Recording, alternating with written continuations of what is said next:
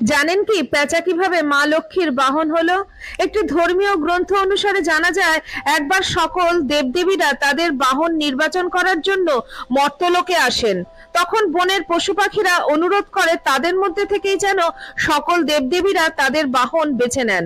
পশু পাখিদের কথা মতন সকল দেবদেবীরা তাদের বাহন বেছে নিলেন, কিন্তু মাতা লক্ষ্মী ভাবতে থাকলেন তিনি কাকে তার বাহন করবেন।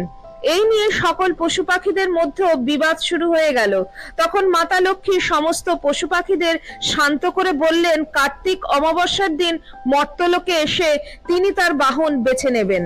এরপর যখন কার্তিক অমাবস্যা এলো, তখন সকল পশু পাখিরা মাতা লক্ষ্মীর আগমনের জন্য অপেক্ষা করতে লাগলো। কিন্তু অমাবস্যার কালো অন্ধকারের জন্য কোনো পশু পাখিরা ভালো করে কিছু দেখতে পাচ্ছিল না। এমন অবস্থায় অন্ধকার রাত্রে মাতা লক্ষ্মী যখন মর্তে এলেন, তখন একমাত্র